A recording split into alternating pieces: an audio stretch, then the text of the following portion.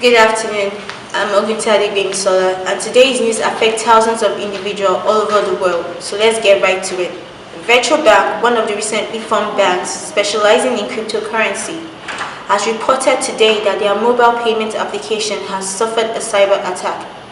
Customers received an update early this morning that has caused many people to lose hundreds of pounds.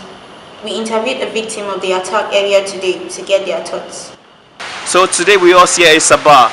Sabah, would you like to tell us about how you feel and what happened to you this morning? Yeah, I was out walking my dog as I do every day. Yeah? On the way back home, I popped inside the local shop to pick up some milk, paying for it using my phone. When I got home later, I checked the balance on my phone and discovered that I lost 200 pounds. So I went back to the shop to complain about this, but they knew nothing about it. So I called the bank and they said they have no proof that it wasn't a legitimate transaction. And they are refusing to repay my money. Wow.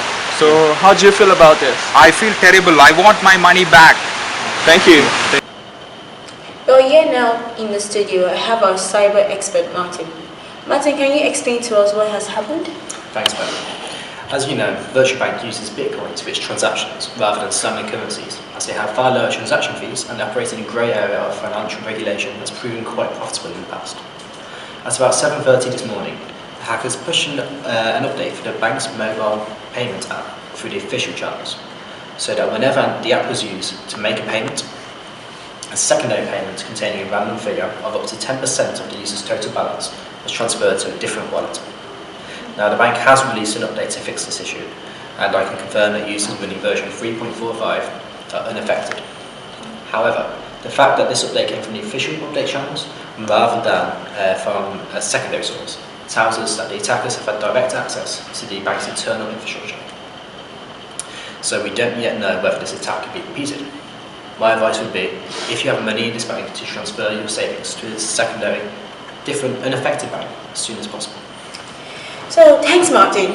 We are talking about identifying those responsible.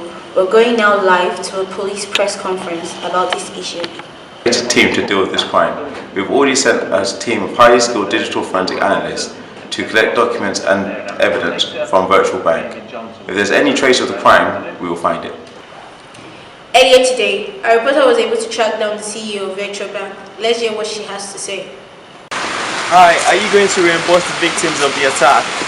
Virtual Bank has always put the needs of its customers first, and I can assure everyone that our mobile payment apps are perfectly secure and that this incident will not happen again. Thank you. How come it took so long for you to No further comments, please. Hopefully, the perpetrators will soon be found. But this incident raises questions about the legal framework of such currencies that are bound to cause a stir in the weeks to come. In the meantime, the advice is to make sure your phone app is updated to version 3.45, and if you have additional concern, use cash or your credit card.